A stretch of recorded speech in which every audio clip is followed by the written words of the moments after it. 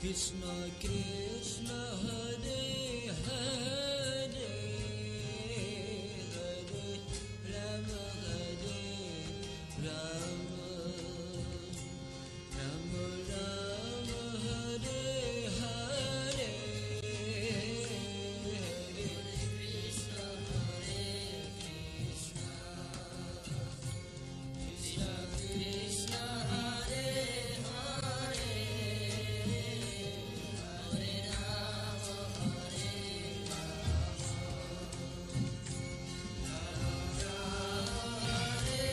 Hare Hare Krishna, Krishna Krishna. There's one devotee, he's a senior devotee, a disciple of Srila Prabhupada that was like a peer of Aindra Prabhu named Toshan Krishna Prabhu. He's the father of one of my friends. And he said something very, very valuable and very helpful about Aindra that I think is really important. Because Aindra Prabhu was a very colorful person.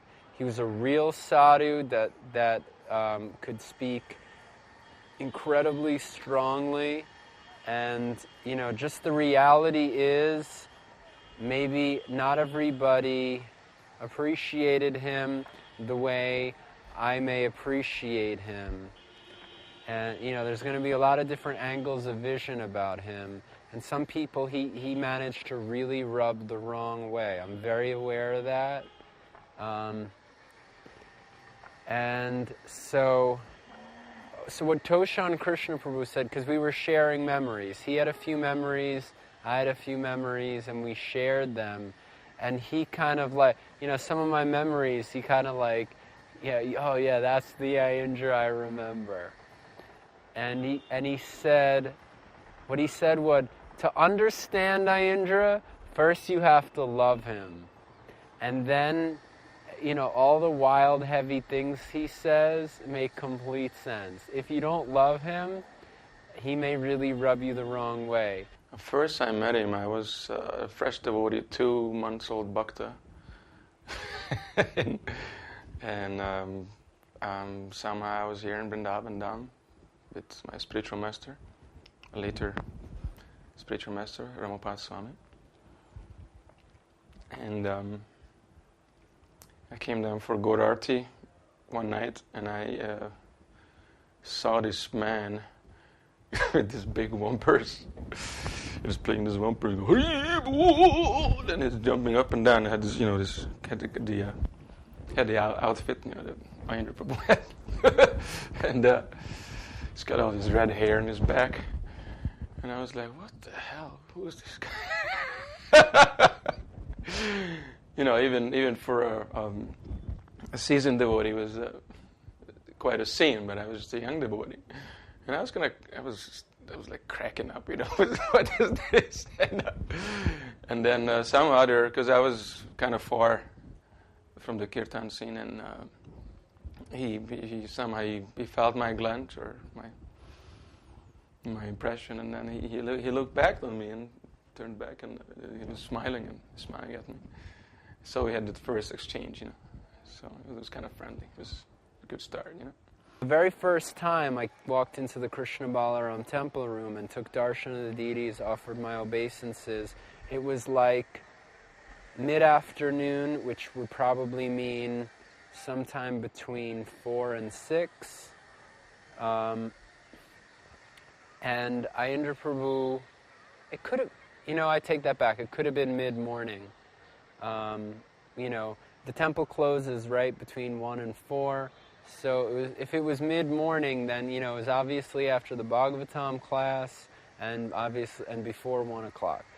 So I walked in to take darshan of the deities for the very first time, and Aindra Prabhu was there with his, you know, his hair was long, his beard was out, and his eyes, the way I remember them, was it's like they were on fire.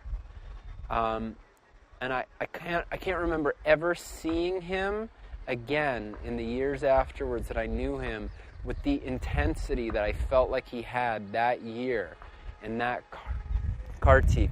Like, I just remember, taking darshan of the deities and just looking back and seeing Aindra Prabhu, and, he kind of had, like, his leg up behind the harmonium. I remember that. His eyes, it was like they were on fire. He was doing kirtan at night. He would come down 1 o'clock, I think. He had a 1 to 4:30 shift. Madhava was playing mridanga. It was like heavenly, kirtan. Sweet mridanga, really nice. And he was very strong about, how, you're not after name and fame, and, you don't want to be in daylight and get all the, attention and the woman and this and that, and we want to do nighttime kirtan when there's nobody around. And I was like, wow, this guy, it was just, really intense, That's how Aindra was. He's always intense, Even when he had his sweet moments, emotional moments, he was also always very intense, even then. So, and my spiritual master was asking me, because I was going to these night kirtans every night. It was so beautiful, and it was quite an experience.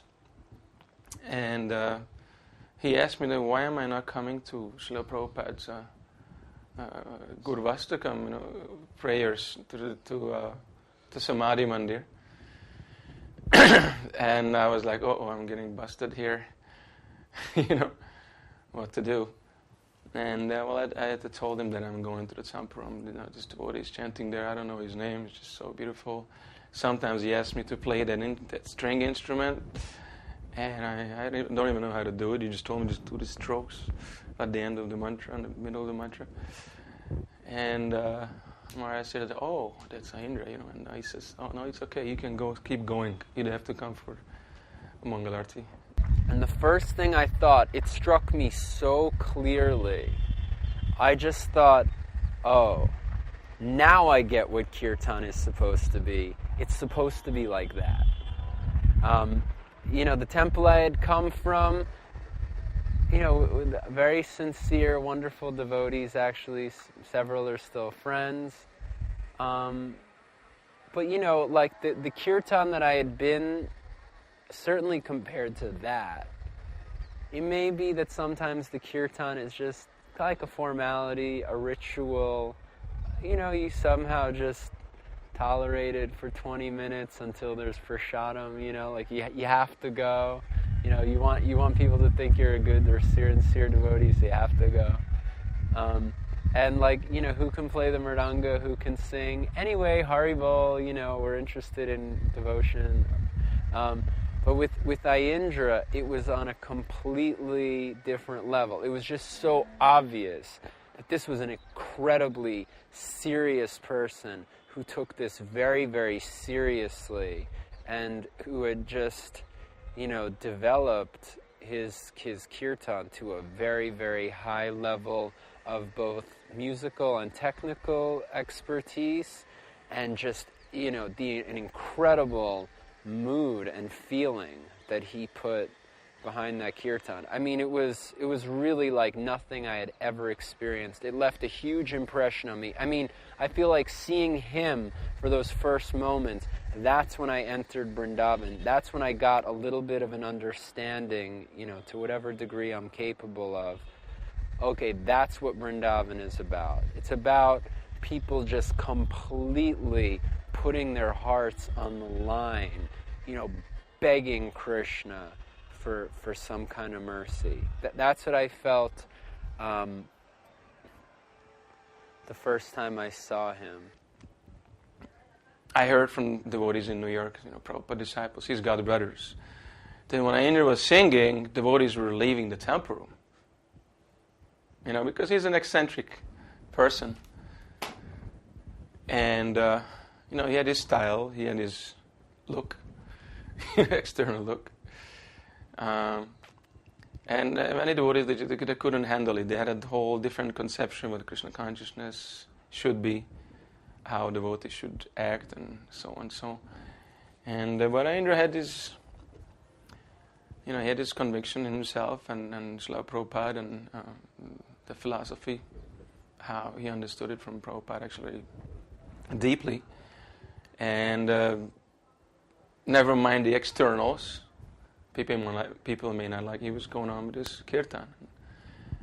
And I was told that sometimes he would lead Tulsi Puja in New York, and the devotees would just leave. They couldn't stand it. And then later on, when he became world famous by his kirtan, he says, we couldn't believe this is Aindra. He changed so much. I mean, he was always a musician, but it wasn't a musical talent that he was known for. He was known for, uttering every single syllable of the holy name with so much depth, and with so much focus and concentration that and with so much genuine, affection and care, for the holy name, for Krishna, that just touched everybody's heart. Bahulastami, which is like the 8th day of Kartik, the Braj Mandal Parikram came to Radhakund, and as far as I remember, we lived at Radhakund for like 3 days, and did our Govardhan Parikrams, and heard about, Govardhan and Radhakund, and so on. And so, I was maybe like 20, and I had never taken a bath in Radhakund, and we'd heard a lot about, what that's about. Anyway, on Bahulastami night, I took my very first bath in Radhakund for the first time in my life at like midnight. And at that time, still, the ISKCON has that Gopalji Mandir, which is generally run by disciples of Swarup Damodar Maharaj. At that time, Mahanidhi Maharaj did not have the nice ashram that he has now, and he would stay there most of the time. And so I remember Mahanidhi Maharaj was there, and so, if you've been to Bahulastami, it's like a huge, intense crowd, although back then I think it was nothing compared to what it is now.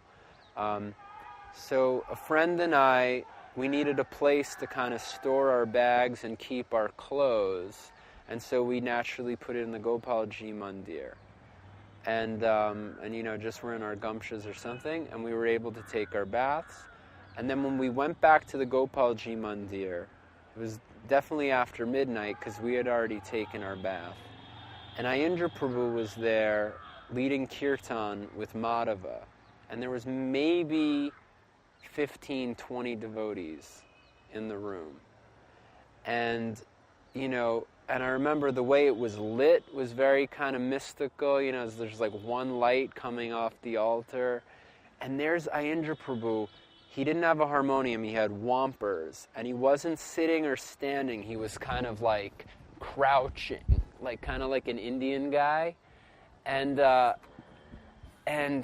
he just like, the way he sang, I just remember it was just like with this, his head kind of back and forth, and that's the best I can do to imitate it. He was using like body language, like it was incredibly like an emotional thing. And Madhava was there with like that huge crazy dreadlock and these fierce beats. And musically, especially at that time, it was completely over my head. But it was just like, magnetically attractive and interesting and like inspiring. The first real encounter when I spoke to him, like in more depth, I went to his room and asked a question. I can't remember the question asked, but it was the afternoon, late afternoon. I went to his room, asked a question.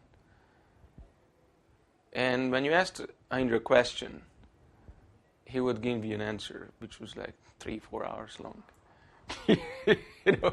He wasn't a superficial person, and he was like, when he started speaking, he started speaking at one point, which led into another point, which led into another 30 other points, and then at the same time, he was a Paka Brahmachari. His brain was like so, how do you call it, sharp. he would bring you back to the same point you asked, and then the secondary point, the third, and he would just, wave it together in such a way that it completely made sense, and it was interrelated, and at the same time it was so deep that you never heard an explanation in going so deep. So it was fascinating. It was just so fascinating listening to him.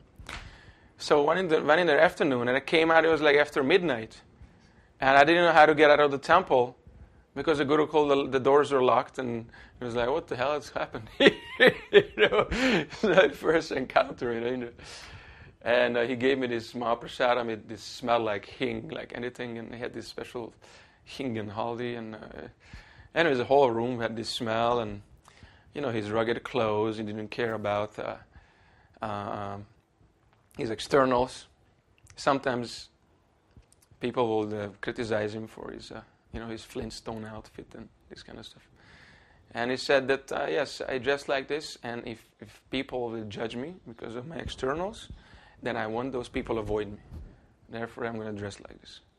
Anybody who wants to know me should come to my room and speak to me like man to man, I'm available, and I'm ready there to sit and talk with you. So he was like that. I was a relatively new devotee. My faith was quite soft and new, and I had sacrificed a tremendous amount to go into the temple, at least for me. Like, I managed to upset my whole family. I dropped out of a band that, seemed kind of promising and ended up actually doing some interesting stuff after I left. I left my first girlfriend, who I was so attached to. And that Brajmandal Parikram was austere. And I remember thinking in those days, I was thinking why am I so fanatic? I should just, go back to college. I could probably get back with my girlfriend. Maybe I could, play with the band for a little while again. I should just be a regular guy that goes to the Sunday feast. Why am I being so hyper about this? That's what I kind of was feeling at that time. Was, kind of like Krishna consciousness is great, but I don't know that I'm ready to really sacrifice and surrender. So anyway, just so you understand my mind. So then I took bath in Radha Kund, with as much respect and humility as hopefully as I was capable of. And then we came back to that temple, and then Aindra Prabhu with just this passionate, powerful kirtan. And at one point, I remember this very clearly in the kirtan, and it's an experience that I feel like I've never had again. Because he was sitting down and Madhava was sitting down, it was kind of natural to sit down. And so, we were sitting down, and it was just so powerful and attractive. And at one point, when the tempo and it kind of came to a higher crescendo, it was practically, it was not possible to stay down anymore. It was some kind, I'm not so sentimental that I talk like this usually, but it was just some energy forced me to my feet, and not just me, but the entire room. And it was just this total, powerful ecstasy. And that kirtan was just this powerful, roaring, amazing, it was a life-changing experience. And at that point, it became very, very clear to me immediately. I just completely switched off any hesitation and any kind of doubts and things that I had. And I just thought, whatever it took to be here, whatever sacrifices I had to make, it was 100% worth it. And this is exactly where I need to be. And whatever it is that those guys, meaning Aindra and Madhava, whatever they did, whatever sacrifices they made, whatever austerities they performed, whatever music they took the trouble to learn, that's what I need to be doing. That's what my life is about. That's what it's for. This is what I want in my life. It was very, very clear to me. And after I returned to New York, after 6 months, experiencing that, my subtle body was changed. My mind, intelligence, everything was sold out. I'm going to Vrindavan. That's my only goal. There's nothing else important exists. This is the only thing I want to do. And, the temple president, manager, did a managerial view of things. I was, I guess, good manpower and steady income. Although I wasn't like a big income, for the temple, but I was doing Sankirtan book distribution to my best ability, up and down. Was never been a big shot, but he didn't like the idea, and I didn't know what's going to happen. I cannot go back to Vrindavan. Aindra's expecting me, wants me, and sending me messages, while my authorities, direct authorities, they don't like that idea. My spiritual master, he's not sure what's going on. Let's give it a little time. And 2 or 3 times a week, I would dream I'm in Vrindavan. I'm sitting with Aindra doing kirtan. Because I was like, I was totally there. There's nothing existed in my mind. Sometimes a boy falls in love with a girl falls in love with a boy. They can't think about anything else. Cannot see anything else. Just her. Or, I was like that. Basically, I fall in love with Aindra. And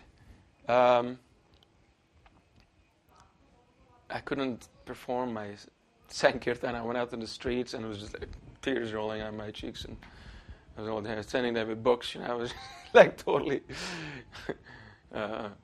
devastated, and people walk up to me, what's wrong? And I said, why don't you take a book? Okay, I can help you out. If it helps, I'll buy a book for you. Anyway, so then my spiritual master, he saw that I was for real, the desire to go to Vrindavan actually was genuine. And he says, maybe you should go to Vrindavan, otherwise you're just a mess. Well, one thing is, I kind of remember after, we're all kind of leaving the temple, and I just remember kind of being at the top step and standing next to Aindra Prabhu, and he just kind of, because I'd only heard him sing, and he had the way he sang a lot of times was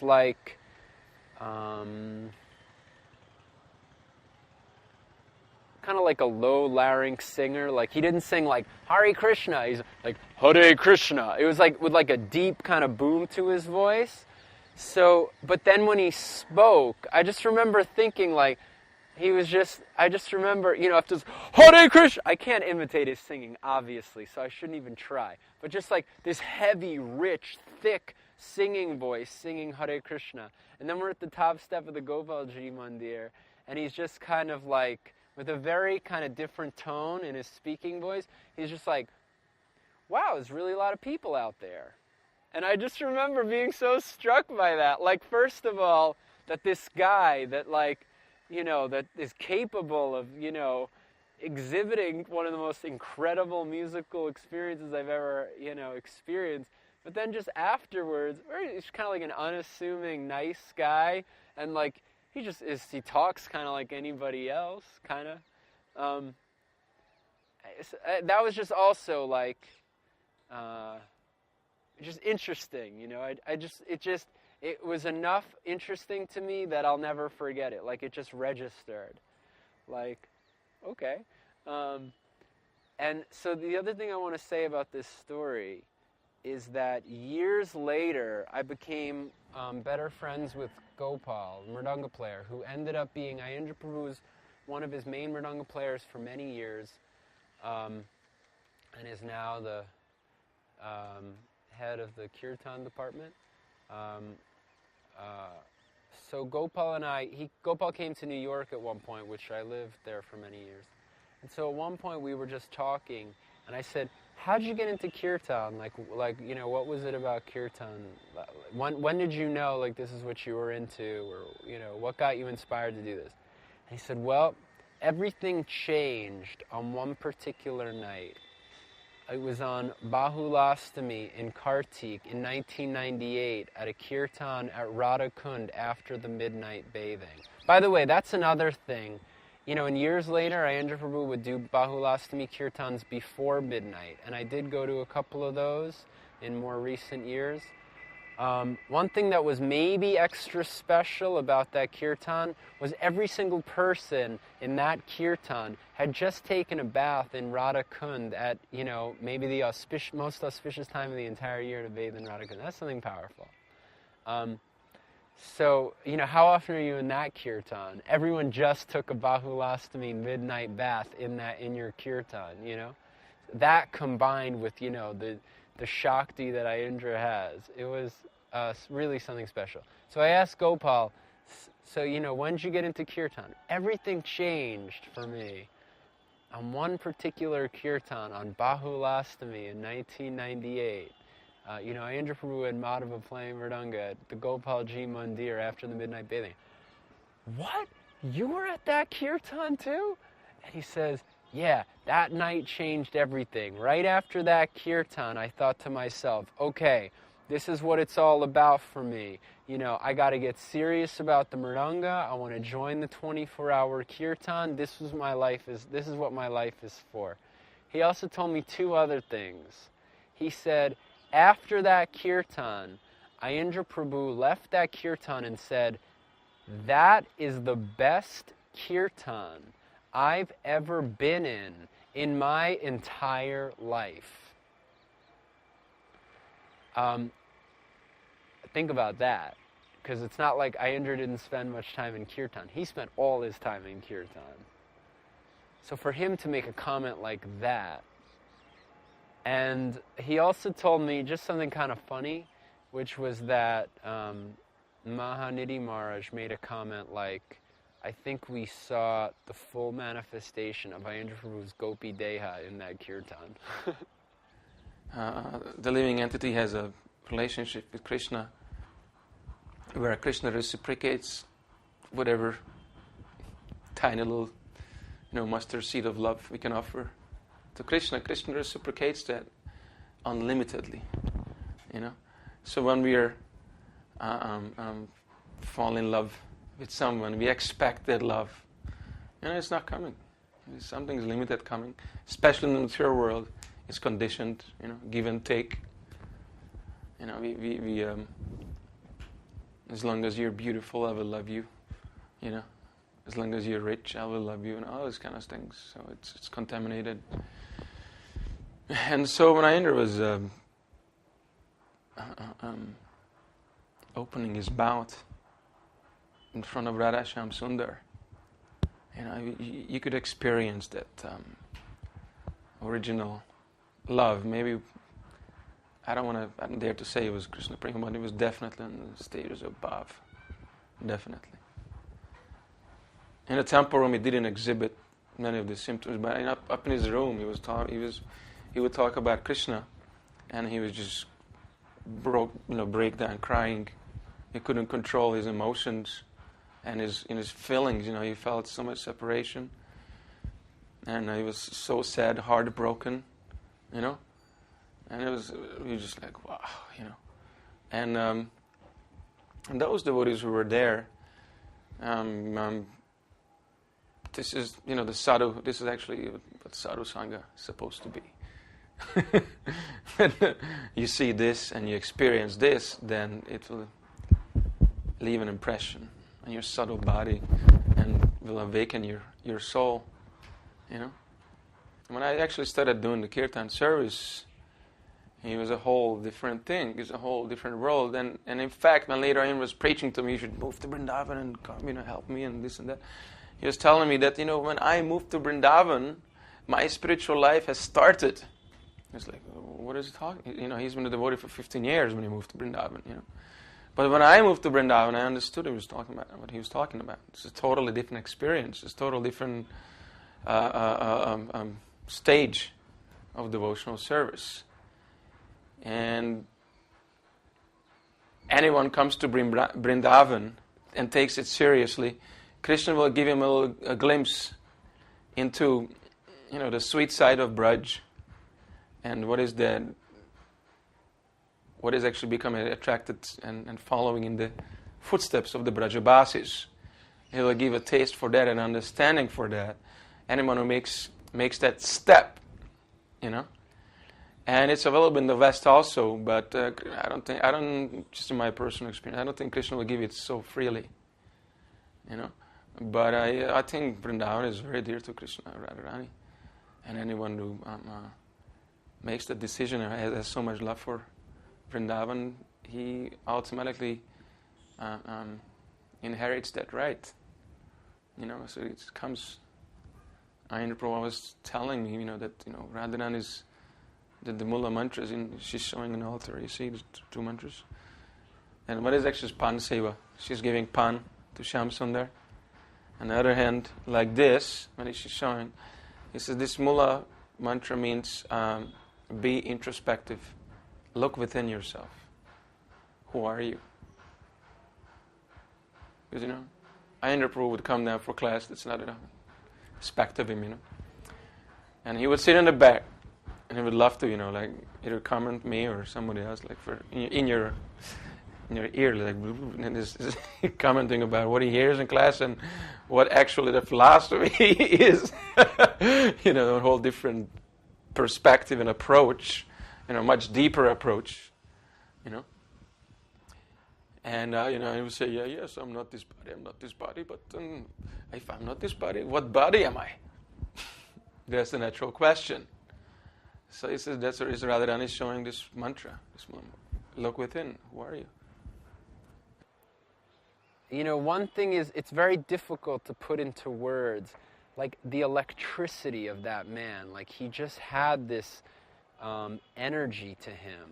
Going into his room, it was the coolest place in the whole world. Because he just had this man was just fully on fire for Krishna consciousness. So it's just very exciting and and he just has this type of personality. He was not exactly a soft, gentle, sweet sadhu. He was really an intense kind of sharp person. So, so he's reading from Jaiva Dharma, and a few comments that I remember from that room conversation was he was reading kind of one section about the process of Krishna consciousness, how a devotee elevates through different stages, probably by beginning with hearing from the Shastra. And so he's reading about hearing the Shastra and the importance of hearing the Shastra and different aspects of reading from Shastra, different types of reading from the Shastra, and how, more and more that will enliven the devotee and bring the devotee to a higher and higher standard of Krishna consciousness. And at that time, one of the very, very important leaders in the Hare Krishna movement, just within a few months prior to that, someone with a huge number of disciples, a huge amount of influence, I won't say the name, but that person had fallen down, had left their position, and that was a source of huge, it was a huge calamity for the ISKCON society. And,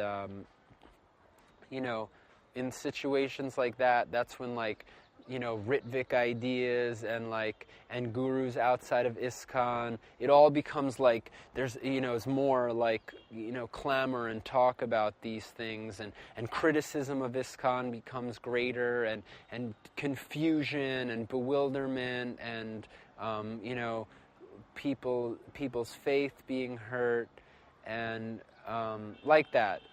Actually, it was very, very prominent at that time. And so Aindra was reading about, Bhaktivinoda Thakur talking about all these progressive stages of hearing. And he just, with his, kind of like crooked glasses at the tip of his nose, he kind of just looks up and he goes, "No ISKCON politics, please." And that was kind of a funny one. And the other comment I remember was he's reading a description about the beauty of Krishna. And it's meant to be like a very attractive, beautiful description. And, Krishna's like this, and these lips, and these eyes, and, the flute, and the peacock feather, and the beautiful dhoti, and Vaijayanti garland, this type of beautiful description. And then at one point, he just kind of like looks at us with like this heavy intensity, because there's like 3 or 4 of us in the room. You can imagine like myself, Bhagavad Purana, Govinda, maybe one other. And he like looking around at all of us, and he goes, they say that man is made in the image of God. But they're certainly not very good images, are they? And I just remember, me and Govinda just kind of like looked at each other, and I'm sure we were both thinking the same thing, was like, we're a couple of ugly dudes.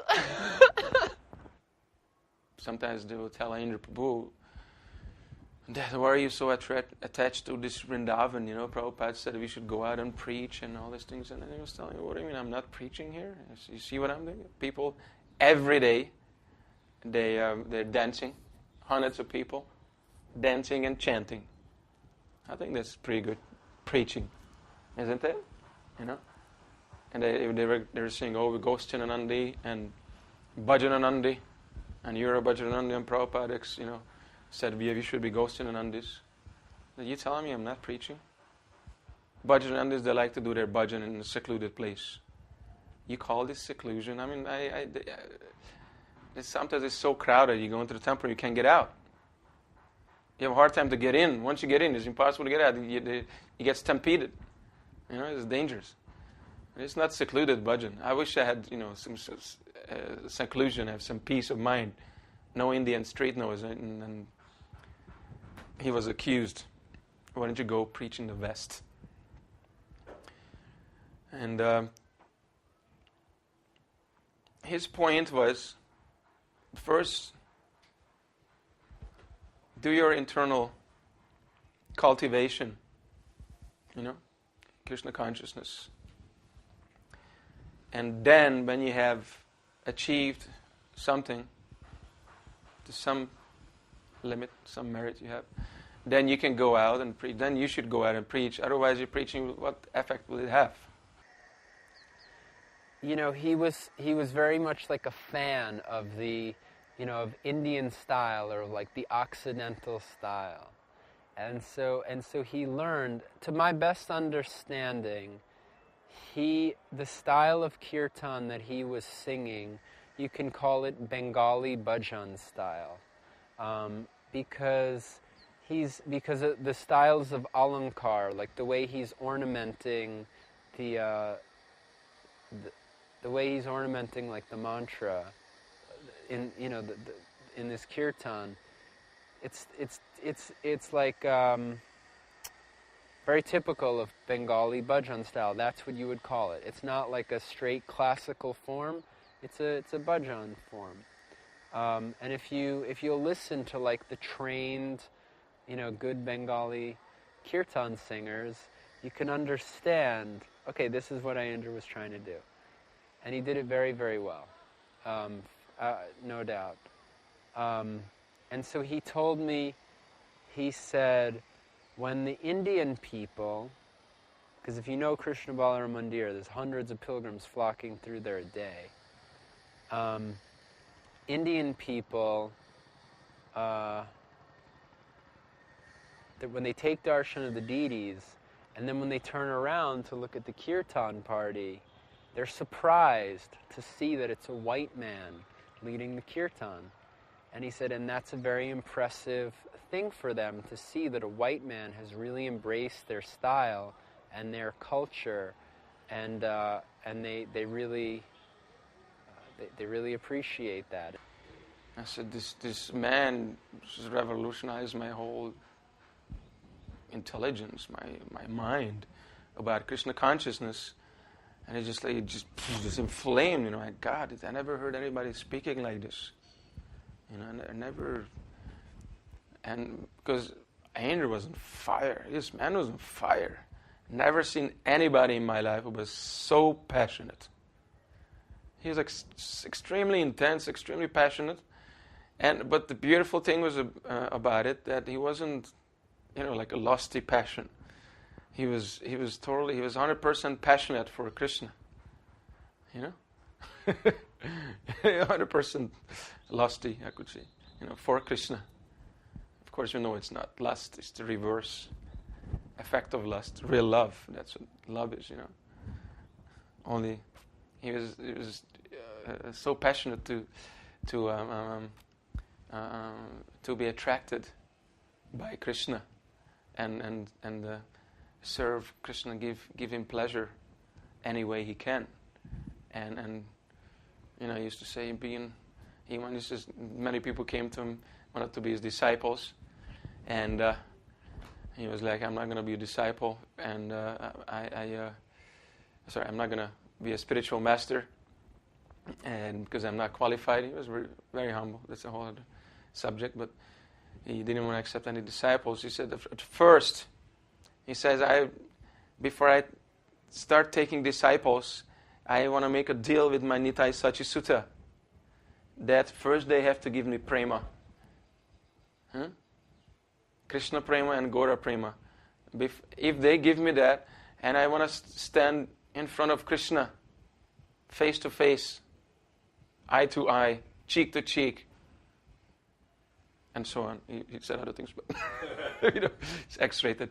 But he was dead. After that, I just want to experience once. He says, I know I'm greedy and selfish, but at least I want to experience. You know, my friend was taking a bath. Aindra was also taking a shower at one point. And at one point, Aindra just kind of like pulled the curtain back and he said, you have to choose. Do you want Krishna or do you want vagina? You have to make a choice. You know, you can't have both. Something like that. So, another classic from years ago, many, many years ago. I came into his room. This is all like the fired up brahmachari kata of Aindra Prabhu. I came into his room and he just says to me, why do we call them Matajis?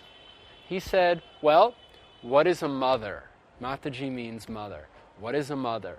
A mother is the source of birth. And just like it says in Bhagavad Gita, for one who is born, death is sure. So, what is a Mataji really but the personification of the cycle of birth and death? And the more intimately you will be associated with any Mataji, is the more intimately you will be associated with the cycle of birth and death. That is why we call them Matajis.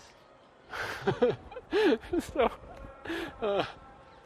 don't mind, Haribol, don't be offended.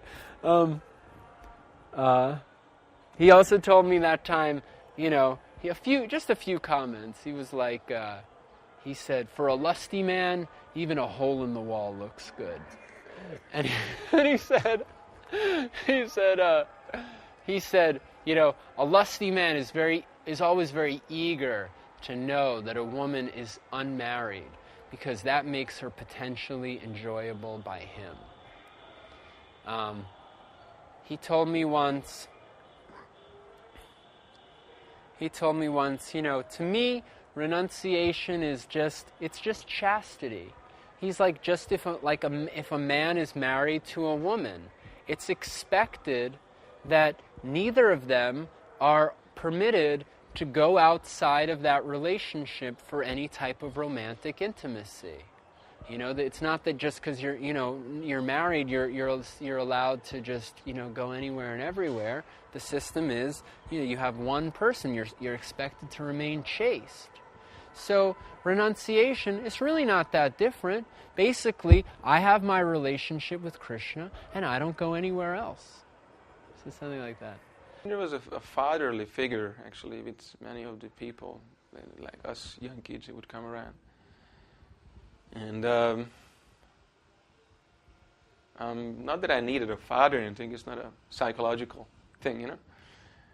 It was just so genuine, you know, the relationship that he offered to people. It was so real. You know, you can understand that this guy, this man is real, you know. He wasn't faking it. You know, when you saw him sad, he was sad. When he felt happy, he was happy external. He was always real, never faked himself, you know. That was him. One time, you know, some different devotees were talking about, you know, it's very, you know, we should be very careful about staying in Vrindavan if we have any type of material desires, because there's every risk of making offenses to Vrindavan, and we should, you know, only come here for a short time. And there's quotes from Srila Prabhupada that are in that vein. And Aindra Prabhu, just kind of to balance the discussion, because they were very much in the mood like, we should serve Prabhupada. You know, he didn't just want people to stay in Vrindavan, and, you know, we shouldn't, you know, just kind of indulge in staying in Vrindavan. That was kind of the thing. And it's so easy to make offenses here. You're just going to make offenses. And that was the point. It kept being, you know, if you're not advanced, you're just going to make so many offenses here. And so then Aindra kind of balanced that discussion with a very beautiful comment. He said, actually, the biggest offense to Vrindavan Dham is to leave Vrindavan Dham once you've attained Vrindavan Dham. And he said, the only legitimate reason to leave Vrindavan Dham is if one is going out of Vrindavan with the purpose of preaching the glories of Vrindavan.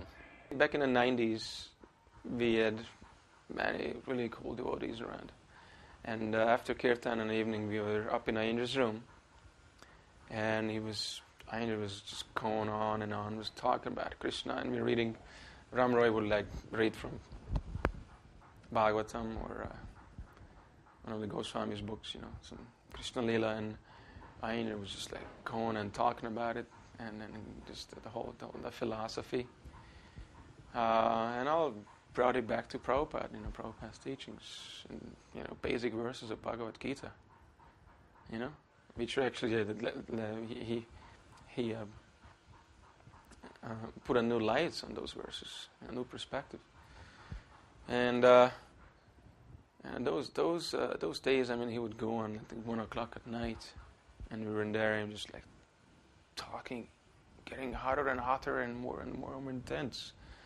And sometimes he was like goofing around and mimicking other devotees and things I didn't like about, you know, neophytes and how they act. And I don't want to repeat things, but it was hilarious. And those are the best years in my life. One devotee, he was a Russian brahmachari, and Aindra was unbelievably heavy with him all the time. You know, I remember one time he was on the 7 to 10 morning shift, and after the Bhagavatam class, the kirtan is meant to start immediately. The kirtan department members are meant to be chanting japa during the Bhagavatam class and other programs, and then as soon as the class is over, the kirtan should begin, because it's, you know, a Khanda kirtan. And so this devotee, he was probably chanting the name, and so it wasn't that he'd broken the kirtan, but the microphone and so on, it wasn't really set up like so, it wasn't totally ready right after the Bhagavatam class, so that when the, you know, the speaker said, you know, Grantaraj Srimad Bhagavatam Ki Jai or whatever, and ended the thing, he wasn't really ready. Like, I mean, he was pretty much ready, but it wasn't like exactly at that minute. And it was this one brahmachari, and Aindra just yelled at him, like in the whole, like loudly, so that everyone in the temple room was hearing, and he was just like, you know, what is this nonsense? Minutes are going by after the Bhagavatam class and the kirtan still hasn't started. This is an embarrassment to me. You're embarrassing me in front of my god brothers. It was like, and this poor devotee, he's trying to set it up. It was very, very, moments like that really made me afraid of Aindra, honestly. There was another time, this same devotee, it was the summer, and this devotee was getting so many boils. And like I said, boils are very, very painful. And this brahmachari, frankly, was a very good devotee. And he was like a real brahmachari in the sense that he was destitute. He had nothing. He was doing his seva very, very faithfully, and he was just completely dependent on the temple for his food and shelter. And that was his whole life. This guy was like impressively kind of detached and renounced, and that's all his life was. And much better than me. And I just remember one time this devotee came into Aindra Prabhu's room while I was there and asked Aindra for something like 50 rupees, like next to nothing, for some medicine for his boils. And before giving him the money, Aindra really chewed him out. Why are you getting these boils? It is only because of your offenses to Vrindavan. I guess he saw something in me. I was very rude and crude, I'm still not very good, compared to these guys, Vrindavan or Madhava. But Aindra had to tolerate me for 5 years. And he told me many times, what he didn't like about my Mridanga playing, and I had to adjust, even though I didn't want to. But he had to. He was not a person to say no to. If you wanted to be happy, you had to keep Aindra happy. You don't want to mess with Aindra. Not advisable. One time I told him, Aindra Prabhu, your kirtan was like a football match, because I'm from Europe, so they have football games there, people chanting and then because I thought it was really heavy, and then I prefer the older kirtans, which were sweet at nighttime, and sweet and slow and beautiful.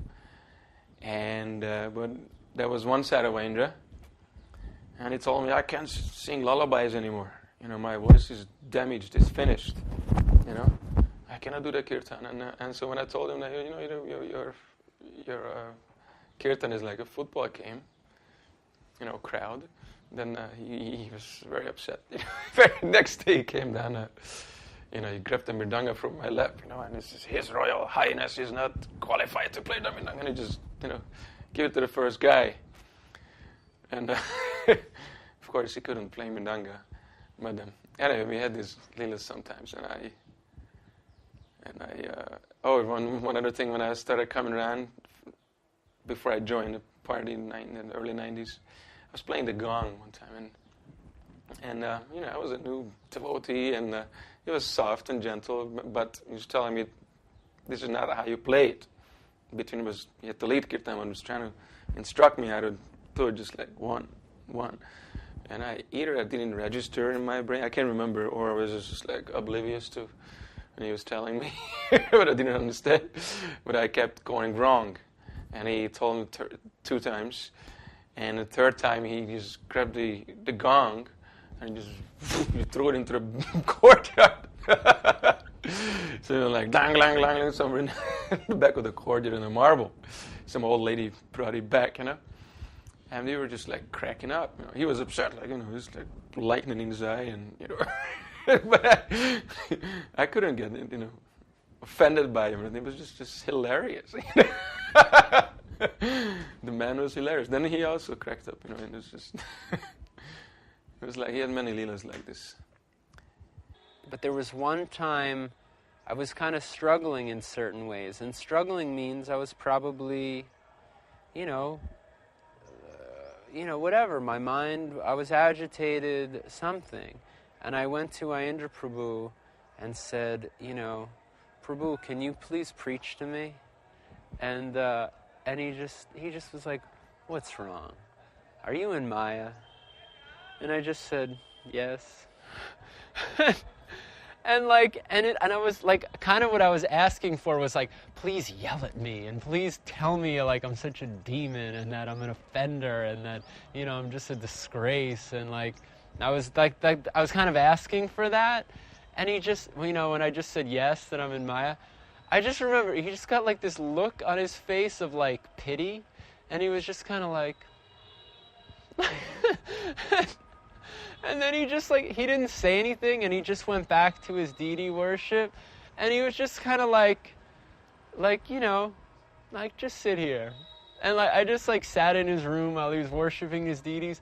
And after a couple minutes, I just kind of felt like, wow, thanks. Actually, it's just nice to sit here with you in your room, even if, you know, you're not in a mood to like yell at me or something. And he just, you know, so he gave me shelter, I felt like, in a different way. I mean, I remember very, like, at that time especially, I really was very touched by that. Like, just the way he dealt with me, something very expert about the way he dealt with me that you know, he really, like, made me love him, basically. Yeah, he chewed at everybody, and he loved it. He loved it. Do it in public. I love to do it in public, to humiliate you, to get his point across, you know, so that he'll have more impact. And one time his devotee was singing. He was a short devotee from New York, and without describing the devotee, Aindra Prabhu came down because he heard a kirtan in his radio upstairs in his room. And he's yelling at him. He says, you know, he was from your kirtan is like a cat, you know, crying out, for, you know, meowing for a mate on the top of the roof. You know. And Aindra said that he broke down crying. It was finished. Kirtan was finished. He was devastated. So Aindra was like that. He would, you know, sometimes people were afraid of him, and they just sit around. You know, the first time they came to Vrindavan, or second time, then they sit there like, oh my God, this guy is like, you know. And they were too afraid to sing, and or they couldn't even follow the tune because they never heard kirtan like this. You know, it wasn't like a Western kirtan, you know, with the same line forever and then forever again. You know, he had, because he was saying that my kirtan is like just like you see a clip on MTV, right? And they showed all these flashes of these different scenes, you know, and all this woman and all this, and then you want to check her out, but there's not enough time to check her out because, you know, the next flash comes in a no scene, right? And then, so he said, I'm changing beats and lines and parts of different kirtans so I can keep the attention of the devotees. You know, otherwise, sometimes when you repeat the same thing again and again, you know, people start scratching the floor and looking all over the place and yawning. So it's like, so to keep the attention, just a technique. And he told me about his preaching in New York in the 80s. And because I know New York City very well, he was kind of telling me about, you know, we'd go to like 6th Avenue and 4th Street. There's like a basketball court there. And he told me how he would do his kirtan there. And how he'd go to Queens on the weekend because there's a very large Indian community there. He said he'd make several $100s in a day. You know, he had his truck, and he said he'd set up his amplifiers.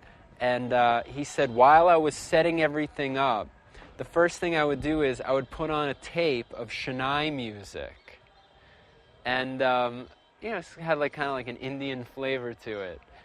And he said, just from having that tape on, I'd get a wall of people completely interested in what was going on, and I'd attract donations, and we'd be selling books just before the thing was even set up, just with the Shehnai music. That was pretty cool.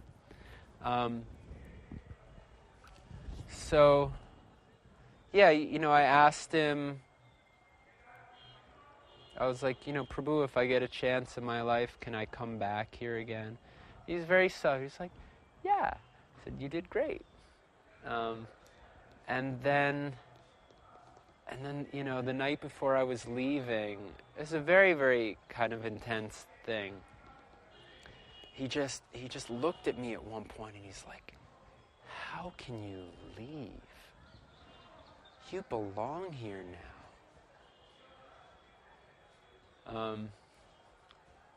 That's like the type of comment that'll always stay with you. He felt like Aindra told me I belong here. I belong in Vrindavan. That means a lot. How can you go back to that horrible place? I just remember, coming into JFK and just like looking at all like the people there. It's just like such a depressing scene. How can you even tolerate it like that? Because back then in the 90s, early 90s, it wasn't like a big Aindra, fan club scene. We were doing kirtan, maybe like 5 or 10 people sitting there. It was a totally different mood. It was very sweet, and there was no, you didn't have to perform to the crowd, for the crowds and all this thing. And it was more, not that Aindra would do any shows later, but for the sake of preaching, he would take the kirtan off the ground to get the crowds clapping and dancing. So I would say it was more intimate. The kirtans were more intimate. Later on, he would just come down and just rock the house. And that was it. He liked to rock the house. At one point, my Guru Maharaj and I, we wanted to purchase a set of Radha Krishna deities. He wanted to give them to there were some couples in upstate New York that had a small community, and my Guru Maharaj wanted to encourage them. And so he wanted to purchase some very special, beautiful Radha Krishna deities.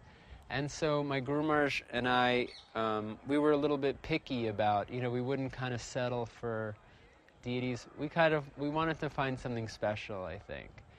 And we did find something, I think, very, very beautiful, special deities. They were wooden, and they had a very kind of unique charm and character to them. And so my Guru Maharaj said, I want to show them to Aindra. Let's see what he thinks. So, and they were wrapped kind of just in this white cloth, very simply. They weren't dressed, but they had this white cloth around them. And so we brought them up to Aindra Prabhu, and he was on the veranda, and we were, what do you think, Aindra Prabhu? And he was just kind of silent, and he was examining them very intensely. And then at one point, he just started taking all the cloth off them. It's kind of like, and it was really like he's gonna really take all the cloth off, they don't have anything on under there. He's really gonna take it off. You could see my Guru's face, he was a little like kind of, and Aindra took everything off both of the deities, that they were just, completely in their natural uncovered form. And Aindra just says, wow, they are completely in the nude. he said, you might want to get them painted. I mean, unless the person worshiping them is on a very stellar platform of Krishna consciousness. I mean, if I was worshiping them, I wouldn't paint them. And my Guru Maharaj said, you just started laughing. He said, I know you wouldn't. And my service was that after Mangalarti, I would go out and go to these different places in Vrindavan and collect flowers. I had this big bamboo rod with this little thing on the end. I was cutting these beautiful flowers and collecting wild flowers. I would go on the altar, and I would dress Radharani, rather than just clothes on my face, flowers and Shamsundar and paint her. And I did it for years, and so Aindra brought me into that realm. And he gave me Vrindavan, basically. Everything. There's once, I don't remember he was kind of revealing to me, that he was kind of suffering under management. They were giving him stress and pressure, and he was just like. And this was, by the way, see, he made a speech in the Prabhupada disappearance of 2009, and things got very difficult for him after that. But this was definitely long before that. But he was still saying, I'm suffering under the management. He said, sometimes I just think about, taking the kirtan party and just getting our own place, moving to another ashram, doing something else, or something like that. And then he said, and this was like classic Aindra, he was like, but I've decided that I'm committed to staying in Srila Prabhupada's institution for at least 50 years, so that when I have to see Srila Prabhupada again, I can say, well, Srila Prabhupada, at least I managed to stay in your institution for 50 years. Sometimes they will tell Aindra Prabhu, Dad, why are you so attached to this Vrindavan? Prabhupada said we should go out and preach and all these things. And then he was telling me, what do you mean, I'm not preaching here? You see what I'm doing? People, every day, they're dancing, hundreds of people, dancing and chanting. I think that's pretty good preaching, isn't it? And they were saying, oh, we go Nandi and Bhajananandi, and you're a Bhajananandi, and Prabhupada, said we should be Nandis. Are you telling me I'm not preaching? Bhajanandis, they like to do their bhajan in a secluded place. You call this seclusion? I mean, sometimes it's so crowded. You go into the temple, you can't get out. You have a hard time to get in. Once you get in, it's impossible to get out. You get stampeded. It's dangerous. It's not secluded bhajan. I wish I had, some seclusion, have some peace of mind. No Indian street noise. He was very picky about who he liked as a mridanga player. So this devotee, at one point, Aindra kind of made a comment to him like, you're not catching it, or you're not getting my mood, or something. And he said something like, I'm sorry, Prabhu, I'm just used to doing more casual type of kirtan. And so Aindra always harped on that phrase of casual kirtan. And there was one time where he was up on the veranda, and he talked to me like for so long. Because, we kind of had a team of guys, and he felt like he wasn't getting 100% from everybody. So he was, meeting us about this, and he took me aside once, and he's like, so-and-so's talking about casual kirtan. We don't do casual kirtan here. We only do serious kirtan. It's very, very serious what we're doing, or something like that. And he just went on and on and on, and this is serious, and I need people's help.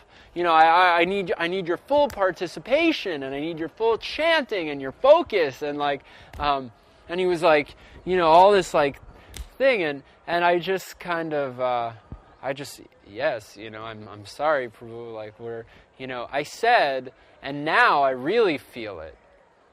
But what I said at the time was something like, Prabhu, I feel like we're taking this for granted. I feel like we're taking you for granted, and we're taking the opportunity that we have for granted.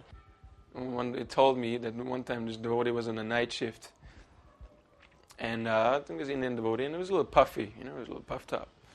So I told him that, the basic instrument we want to use is the mridanga, the first number one instrument is mridanga and kartals. And then you have more manpower, then you can play a harmonium. But this devotee was in love with this harmonium playing and singing, It was like so many devotees we see, they're intoxicated with themselves, And then they swallow the microphone, and it's just so loud you want to leave the temple room, because it's just... And not enough that it's loud, but it's the false ego coming through. You're going to like this, you're going to swallow it, and you're going to like it. It's my kirtan is the best. Anyway, so the devotee was so full of his kirtan, and he wouldn't listen to Aindra. He didn't obey the instruction that please play the mridanga. And he was on the night shift, and Aindra would go down time to time, sometimes checking, and this devotee was playing the harmonium. No mridanga. And Aindra Prabhu, just ask you, Prabhu, play the mridanga, please. And he did a mistake. He talked back to Aindra. he said, well, this is my mridanga. He pointed to the harmonium. You know? Like, this is my mridanga. And I said, yes? Okay, I show you what I think of your mridanga. He picked up the mridanga, the harmonium, just threw that in the courtyard. It's like, just broke to pieces. You know, one of the first kirtans that I was in, I was just there chanting in the evening, and then Gopal comes up to me and said, Akinchana, Aindra's coming down, and you're going to play mridanga for him. I said, what? You know, why isn't anybody else here to do it? I can't do that. And he said, listen, you're the only one. There's nobody here, and I'm sick. The doctor told me I can't play right now, so I can't play, so you're the only one. You're going to do it. And I was like, that was a first. And I was not, I was really like, I was super nervous, because I understood the standard, and I knew that I was not there yet. And so I sat down to play the mridanga, and I remember a few people just kind of like looking at me like, really? This guy, you know? I remember Purnachandra Maharaj, who at the time was Purnachandra Prabhu. I remember, you know, he was very, very committed coming to Aindra Prabhu's kirtan all the time. And then in that and he kind of knew me, and I just remember the look on his face, you know, he just kind of was like, huh, like, you know, like, really, you're going to play the mridanga for Aindra? And, so, you know, I was really, like, humble about it. And, again, Aindra, who could be the heaviest, he was so cool to me. He was just, like, he was kind of, like, so gentle. He started with, like, a slow two-tal, and whatever kind of stupid, lame beat I had, you know, I did my best to play. Gopal told me afterwards that like 1 or 2 mantras into the kirtan, you know, with my whatever bink, bink, bonk, bonk beat going on, Aindra just turns to Gopal and goes, no, Bhav. Devotees, many people misunderstood him. And they didn't take the energy or the courage or whatever, I don't know what's lacking in them. Or they're just right out envious. It's natural, and it's a law that when you become powerful and you have something real, something very powerful, and he had something very powerful that actually nobody could take away from him. He had it, you know. It was like no matter what happens in the world, happens in his life or anybody, he will have this. He would have had it, that Krishna consciousness. So.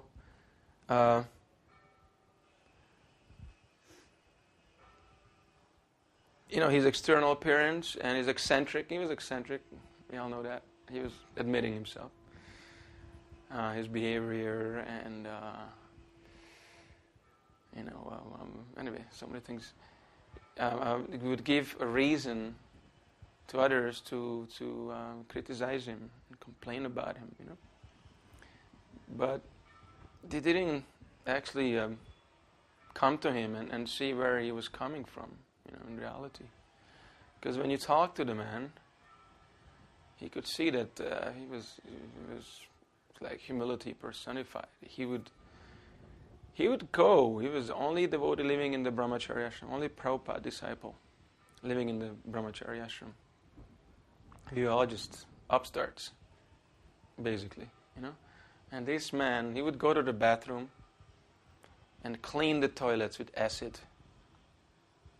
Not just for a show. He would go there at midnight and do it, you know, regularly. He would do that. One time he told me on Prabhupada's Vyasa Puja, all the Prabhupada's disciples were in the temple room, speaking their, you know, leelas with Prabhupada and their experiences in their physical bodies and whatever. And Aindra Prabhu's, my offering is, you know, I'm going to clean the bathroom. So I went to the bathroom, got on the ladder, it was just like cleaning the walls and the doors and pissoirs and everything stove here. Indian bathrooms, they're not so hygienic. He gave this fire. I wish it was recorded. There's so many things with Aindra Prabhu I wish were recorded. He gave his fire class on verse from Chaitanya Charitamrita, Asat Sangatyage Vaishnavachar. Vaishnav means someone who does not associate with women and men who are too attached to women. So he's very... because again, he has to get on everybody's case because this was a problem in his ashram.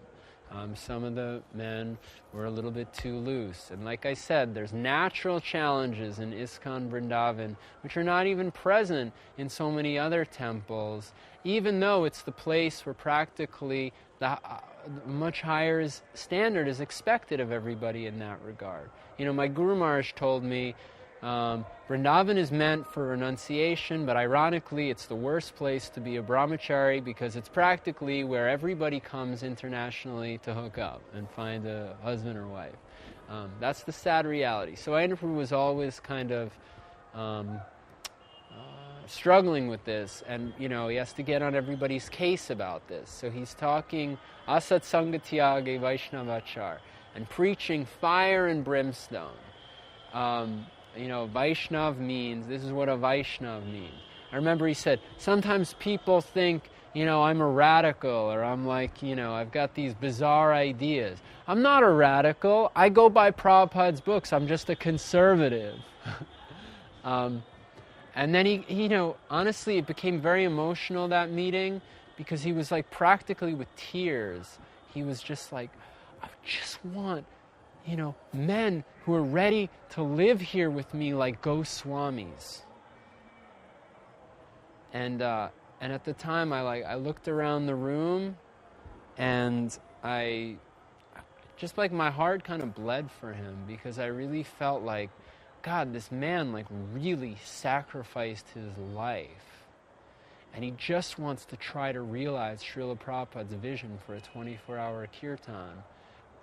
But frankly speaking, looking around this room, none of us are qualified in the way that Aindra Prabhu, would want us to be, and in the way that Srila Prabhupada would want. Frankly speaking, Aindra was a Goswami, and kind of none of us are. And even when his body broke down, he would not stop. One time he was on the verge of leaving his body. He was doing Chaturmasya Vrat, and he got dehydrated, and he was just lying there for days. And we couldn't get him to change, to break his vow. And finally, I had to do his deity worship, the shalagrams and everything. And when he understood that maybe it's time to break it, otherwise it's going to be a serious problem. Then he broke it. He drank some glucose, and he came back. And he had jaundice, he had malaria. We all had. Back in the early days, we had no water, no cooler, no AC. We had no drinking water.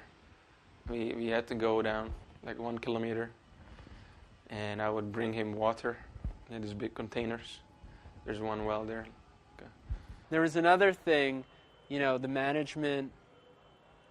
I feel horrible. I don't want to talk bad about anybody. I'm just repeating because it's a ras that they had with Aindra. I don't know.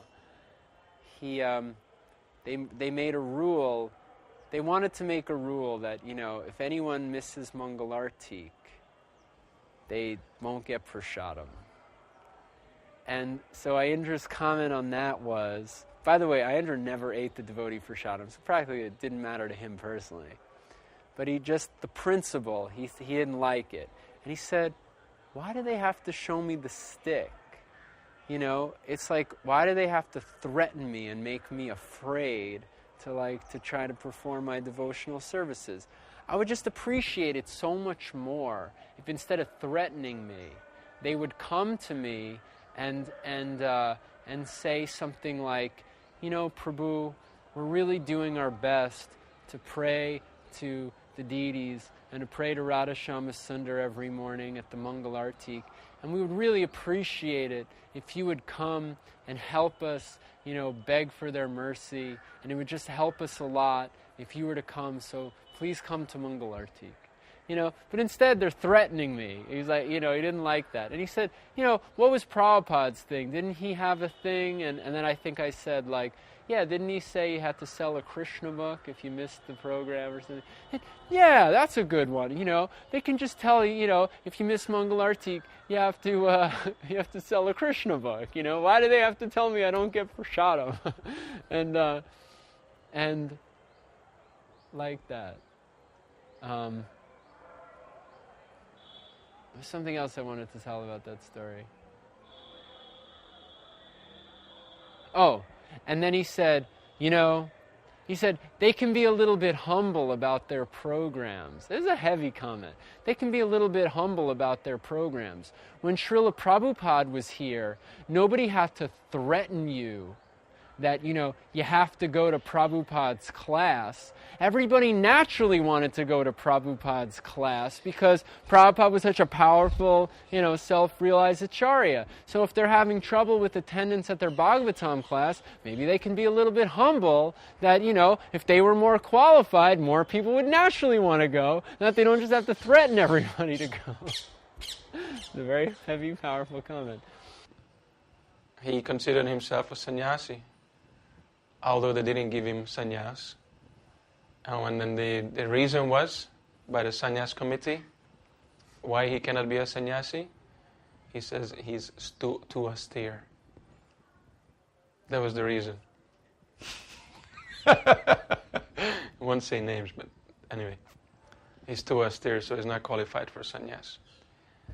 And so anyway, so he considered himself a sannyasi, and as a sannyasi, he was quoting, this is Mahaprabhu, he didn't allow women coming within 150 feet to pay obeisances.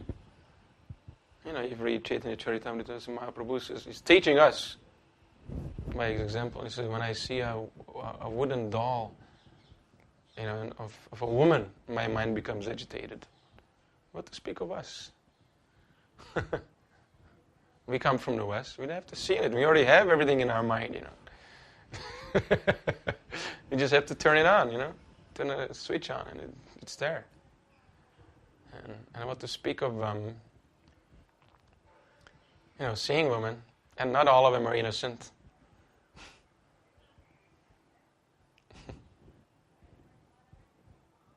So anyway, there's a whole argument goes on, Anyway, so at one point he came into the room, and he said, "Who here is wearing kopins?"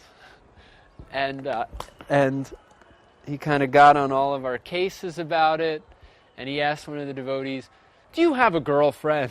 It was so heavy. And so he kind of started with the type of questions that kind of made you nervous. They made me nervous. And then he said a few very, very unforgettable comments. He said, "Listen, it's time to stand up on your own 2 feet and walk this world alone as a man, without all of the coddling and so-called support of a woman. First, these days, they're coddled by their mothers, and then they're coddled by their sisters, and then they're practically handed straight off to get coddled by their wives and their girlfriends and whatever, and they never become men." And then he said, he explained to us the value of kopins. He said, Vrindavan life means sadhu jivan. Vrindavan life means living like a sadhu. This is tapalok. This is not the place, this is the last place for frivolity and for, indulging in mundane life and sensual life. And this is sadhu. This is meant for sadhu jivan. And sadhu jivan means kopan. 6 Goswamis wore kopan. It's said that simply by wearing kopan, 50% of one's lust and sexual desire will be diminished just by wearing the kopan. Another classic, he said, you better tie that thing down or it'll end up dragging you all over the material world. He told us, I was wearing white. Most of the devotees in the room were wearing white.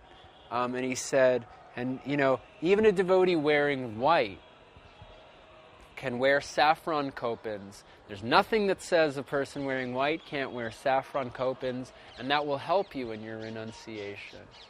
First of all, Aindra was thinking of himself as a woman, as a young girl. So he had no hate against women, And you see in his later, the last years, he was talking to so many women, in a safe zone. But I understood that in his early years of Krishna consciousness, he was totally refraining from the association of women.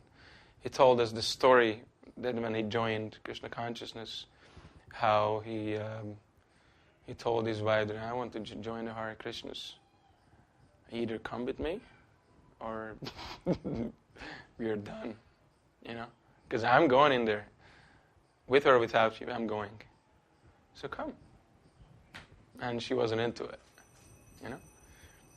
And Aindra said she was holding onto my leg, Please don't go, please don't go. I haven't enjoyed you enough yet. And he says, when I heard this, I haven't enjoyed it enough yet. It's like, oh. It's like, he went to the temple. He says, he was so disgusted, that I went to the temple with the idea I'm going to be a sannyasi. And he stuck to that idea. Because Aindra was always preaching in brahmacharya ashram. You better, if you stay brahmachari. That was his idea. So one Russian brahmachari, he went to Aindra Prabhu in his room, and he said, I'm reproving my mind, I don't know what to do, I want to get married, or I shouldn't get married, and my mind is, bugging out, it's flipping out. And Aindra's like, he pulled him in like 3-hour brahmachari lecture, And he was way over his head, and he couldn't understand all these topics he was telling him, this brahmachari. And at the end he was telling him, if you want to associate with women, you associate with me. I'll show you real womanhood.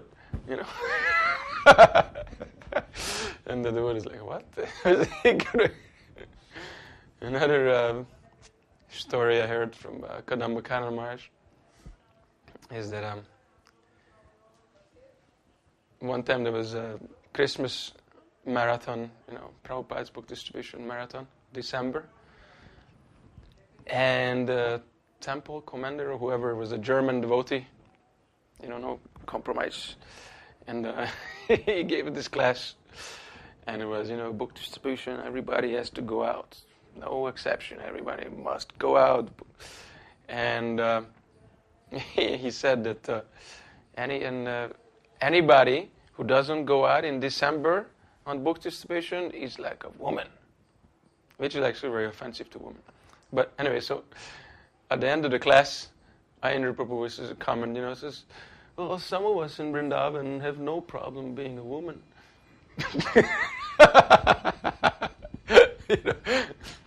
So that was, Aindra, they misunderstood him just because he didn't associate with a woman, especially until the last year. It didn't mean he hated women or anything like that, no. I remember him, if you know his room, like the front half, he's got the tamal tree, and he's got like a shelf, and he'd had like a ton of clutter and like stuff all over on the side. And And when I first came in, I just remember him laying completely flat on his back on the floor right in front of his deities. And it was like a Kadasi or something like that. And he'd clearly been doing some harsh kind of austerities. It was in Chaturmasya just before Kartik. And it was maybe, I think it was a Kadasi. And yeah, now I remember a few things he said that time. So he's just like laying flat on his back, and I just remember him saying like, I'm supposed to fast from this and that. He's like saying this while he's like on the floor like a corpse. Like, I'm supposed to do this and that, but I just really don't feel like doing that right now.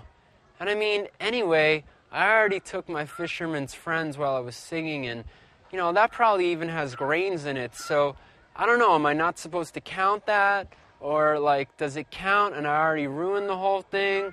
Or what? He was kind of in, this, funny kind of thing where he was talking like that. And I said, because I had gotten a certain type of training in Krishna consciousness, so I approached him in a very, very humble way. And in a very, as best I knew, I wanted to be respectful. And I said, Prabhu, is there any service that I can do for you? And he's like, well, how can I accept any service from you?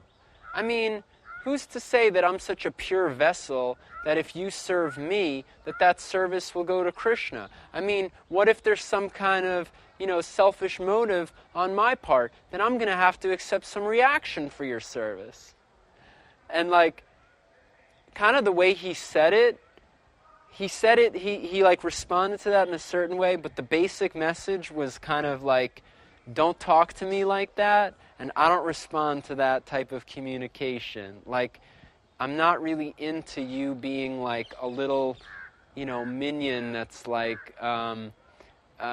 just this docile, servile, somehow he just wasn't into that. And, definitely his tone and his mood was not he wanted to take any service from anybody. The people that did the most service for Aindra were intelligent enough to just do a lot of stuff without asking him and without telling him about it. Those were the smartest people.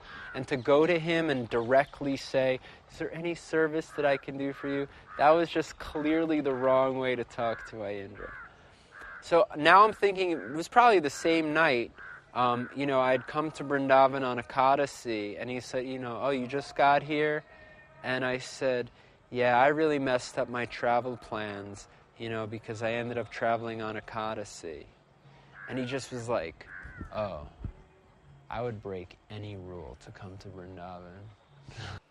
In the male body, you get this Purusha Abhiman. Purusha, the male enjoyer, and that's Krishna, And Abhiman means mentality, false conception, basically false ego. We are under the false conception that we are the male enjoyer. And every living entity, he was explaining that every living entity is, be it a man or a woman body. But when you're a woman body and you're thinking that you're the male enjoyer, is even more of perverted reflection. Then maybe it's equal, because when you're in the spiritual world, maybe you're a Manjari or a Gopi, but here you're thinking yourself as a male enjoyer in a man body. So male or female, it's all perverted reflection. So he didn't like to bring his consciousness to that mundane platform. He wanted to avoid that. He would say that, because we're all Prakriti, female energy, and female personalities, in the spiritual world, or some of us male, of course. But, we want to enjoy, sex life and in these bodies. But in reality, she's a girl in the spiritual world, and I'm a girl in the spiritual world. It's just two of the girls trying to enjoy sex. It's like we are lesbians. You know? In the line of Bhakti Siddhanta, it's either a practice that's not done or it's done very, very rarely. That the guru will talk to the disciple and inform the disciple about their siddha deha so that they can meditate on it and advance in their practice of spontaneous devotional service. So one of the criticisms is basically going to be, Rupa Goswami explains, and this is in Srila Prabhupada's books, there's no doubt. There's when describing what is the practice of Raganuga sadhana, and by Raganuga sadhana, it's the only way you can hope to get to Goloka Vrindavan. By Vaidhi sadhana, you'll never get to Goloka Vrindavan. That's very clearly in Srila Prabhupada's books. I'm not making that up. So Rupa Goswami, one of his verses on how to practice Raganuga sadhana is Seva sadhaka rupena, siddha rupena chatrahi. You have to follow the Braja Lok in the siddha deha, and in the sadhak deha and in the siddha deha. So the challenge is basically going to be, in the line of Bhakti Siddhanta, how do you ever, follow the Braja Lok in your siddha deha? And in some other lines, it's the guru tells you your siddha deha, that's how you'll meditate on it. In the line of Bhakti Santa, whoever tells anybody about that. So you're all, just a bunch of Vaidhi Bhaktas. How are you ever going to get to Goloka Vrindavan? So anyway, I hope it wasn't too much to set that up. But I had a ton of questions about this, and Aindra Prabhu and I had a long conversation about this. And he spoke a lot about his own kind of development in Krishna consciousness. He told me that, at one point in his Krishna consciousness, he was telling me that, I think it was happening in the mid-90s, that Srila Prabhupada came to him in dreams and talked to him about his eternal form in the spiritual world. What is his siddha deha? That's different from perfecting, fully realizing yourself in that position. The idea of our acharyas, as far as I humbly understand it, is that at a certain point in the progress of a devotee's devotional service, they may get some understanding of what their siddha deha is so that they can deepen their meditation. Like it says in Bhagavad Gita, whatever you've thought of at the time of death, that's what you'll achieve. So the idea is you'll have to cultivate that siddha deha in order to achieve that type of perfection. So Aindra Prabhu said that Srila Prabhupada revealed those things to him in dreams. He told me, there was a time in my spiritual life where I was so excited to go to sleep because I was just getting so much more realization in my sleep than I was from being awake. And I just remember he answered a lot of my concerns and my doubts in a very, very practical way. And Aindra had he just was completely committed and faithful to Srila Prabhupada. As much as he may look kind of like a real rebel, at the core he was highly committed to Srila Prabhupada and to ISKCON. And so he kind of, he expressed that very, very strongly and in a way that was very, very helpful to me, that there's no doubt you can get everything in this Krishna consciousness movement. And there may be so much more hope to achieve your highest spiritual ideals here. Okay, so the Guru didn't give you some, siddha deha out of a book. How valid is that Guru? How valid is that siddha deha? If you're not chanting Shuddha Nam, your perception of reality is anyway just going to be some distorted abhas, So any of your, cultivation or meditation on the siddha deha is going to be an abhas at best. And the one comment that I really liked that was kind of at the end of our discussion, when because we're kind of coming to points where it's like, there's just a doubt, like, well, how do you resolve this? And I can't understand that. And he just kind of was like, look, we've all had to smoke at the pipe of controversy at some point. And like, I thought that was such a beautiful comment that was just totally off the mental platform, where it was just kind of like, you can get into mental arguments forever, but at the end of the day, you still have to do the work of being Krishna conscious. And I just saw with him that he was, you just look at him, and like, I just appreciated his example, that he understood all these discussions, he understood all these arguments, and he wasn't confused. He was fixed, and he was going 100 miles an hour in his Krishna consciousness, and that's the example. I just appreciated that. Before he left, I was working on one CD, and I asked him, I had this idea that I want to ask him to play Swaramandal, a harp-like instrument. And I asked him, and he readily agreed. And I was very happy. So I went to his room, and my friend, he went upstairs to have this big shelves up, and he had to go inside, and it came all black and everything. And he got the instrument out, and Aindra was cleaning it for hours, and we brought it here first day. We've spent one day tuning it, and the second day recording it. And he was going on in that time again with his program of offering and not eating and not sleeping. And so I would record him on the computer, on the software, and he would sit here, actually where I'm sitting, and play it, headphones on, and he would like fall asleep, fall asleep, and then like go like that for like 5 seconds, then it would come out of it.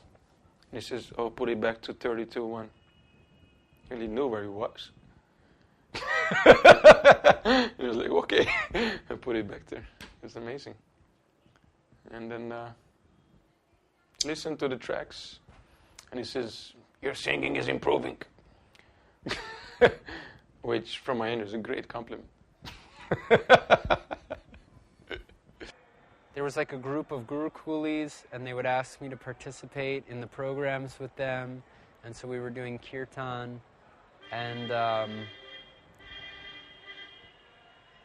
I just remember one night I was doing kirtan with the guru coolies in the samadhi, and for a while in Srila Prabhupada's samadhi, and we had kirtan, and it was fun, and it was like, all these young kids, and then afterwards I went up to Aindra Prabhu's room, and he was there, and Gopal was there, and Aindra Prabhu just kind of silent, and he's doing his deity worship, and not saying anything, and then at one point he just kind of he just turned around, and he looked at me, and he said, "I guess it's hard to avoid the association of beautiful young women when you're doing kirtan with the guru coolies."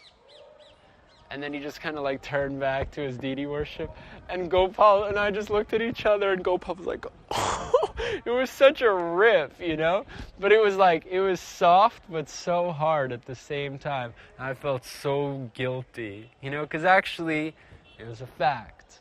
It was a fact, and how pure is kirtan when if there's so much mixed company, and it can diminish the pure spirit. I remember one time, maybe totally unrelated, he said something like, in Chaitanya Mahaprabhu's time, they had groups of Sankirtan. They had women's groups and they had men's groups, but it wouldn't be that you'd have mixed groups of Kirtaniyas.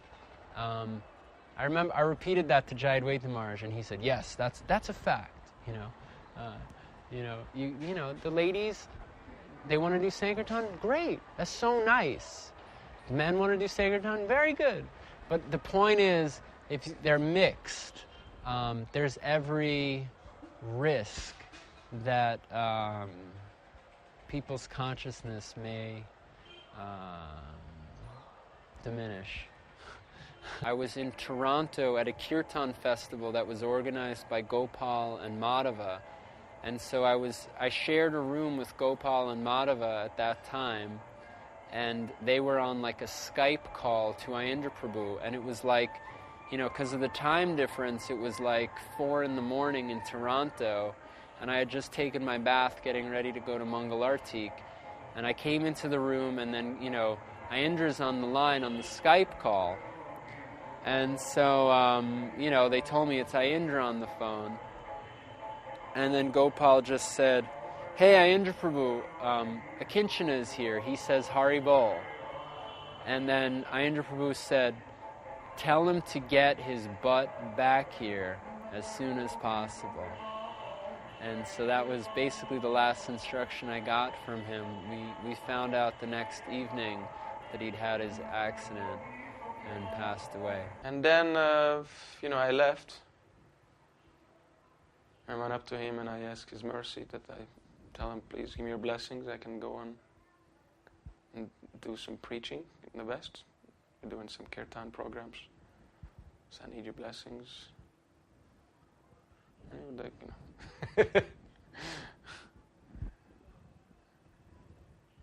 And then that was it. And then he left. He left. My friend called me one morning. He was crying, He says, Aindra Prabhu left. The same friend who was here with me. And I was like, what do you mean, left? And I just didn't register. I couldn't understand it. It was so unexpected. And I didn't know what to do with this news. And it took me days before I could even, cry. And after that, I just came home. I was in Budapest, Hungary.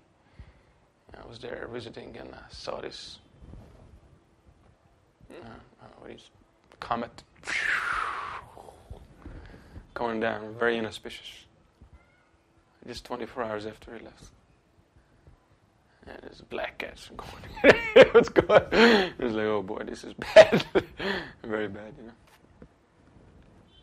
And then the internet, we just exploded. Aindra left, and everybody's putting up pictures and kirtans, and I was amazed how many. We knew Aindra, the whole world loved Aindra, the grassroots, class at least, and people would come and Aindra Prabhu. That was many times, people come, Vivi, I play your kirtan, all day long, and we put it on the altar, we play it there all day long, your kirtan just keeps me going, nothing else keeps me going, and in ISKCON, only your kirtan keeps me going, and, but when that explosion on the internet and all these things, it was just amazing to see, and Aindra didn't accept any disciples, yet somebody said on the internet, he had no disciples. Yet he caused so much of a commotion. It's him passing away when he did. It's been devastating. It's been life-changing. I've gone through, a lot of internal turmoil. Basically, I can say that when Aindra passed away, I immediately felt like something like my father died, and now it was no longer acceptable for me to be a child, and I have to grow up and be a man. That's basically the essence of how I felt and how I feel. I mean, the tragic loss of not having his association, that's like totally devastating. I mean, I have, every dream I have about Aindra is the same dream. It's always that I want to talk to him, and I'm not able to, because that's like my anxiety. I just have so many questions. I want to spend more time with him. I want to, he's just so much shelter. And, at the same time, it's very, very clear to me, what makes Aindra Prabhu happy, what would make him happy about me, what, he wants to see me become, the types of things that, Aindra Prabhu appreciates.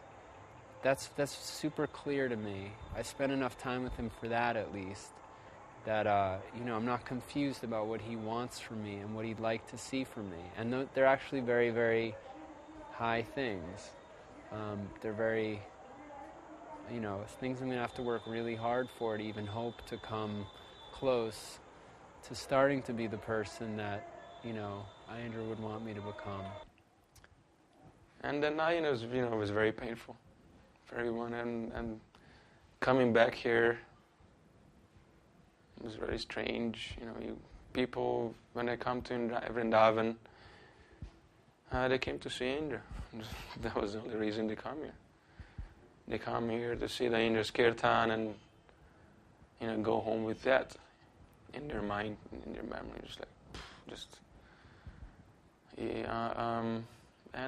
he wasn't there sitting anymore. So, and we have to accept that. Some people just can't let him go. And it comes in dreams sometimes. And it was when I came to the temple room, and it felt so strange, and I was thinking, what's going to happen now?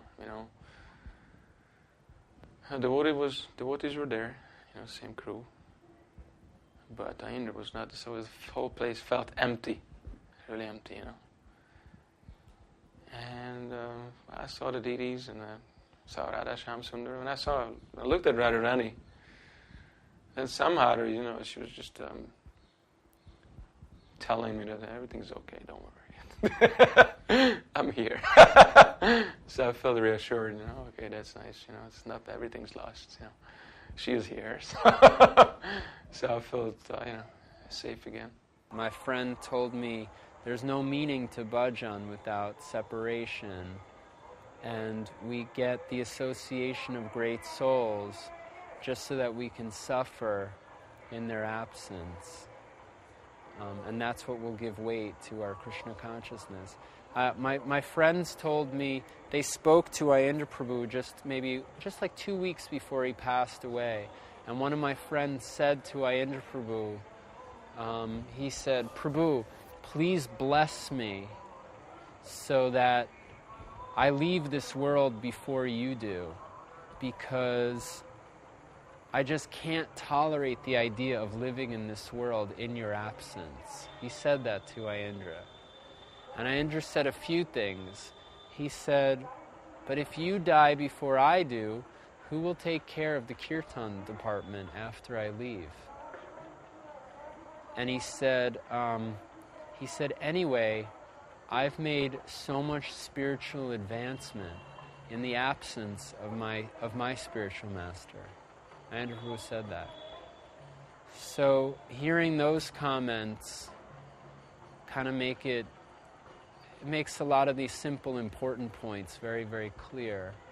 I do feel a duty to Aindra Prabhu's kirtan department in the Vrindavan temple, and I'm a very unfortunate, unqualified person, but I hope to serve that department as far as I am able, in a way that would please him as far as I am humbly able. And I do hope that I'm able to make something out of, my worthless existence in his absence. Remember Madhava Maharaj? He used to live in ashram also. He's a Balaram Bhakta, let's say that. And he would go and help dressing Krishna and Balaram. And Aindra has diarrhea, but he has 100 times more than the infection, So and you can't stop him. You just go. And Aindra would dress him, and he would dress Radha Shamsundar. He was always behind time because he made it so elaborate. And so Madhava Maharaj would come over from Krishna Balaram, and I wants to talk, and it's like Hashimov, ladies only, go back, go back to Balaram. It was funny like that, Every expression, everything he said, it was Krishna conscious. It was so fun to see, and it was so inspiring to see.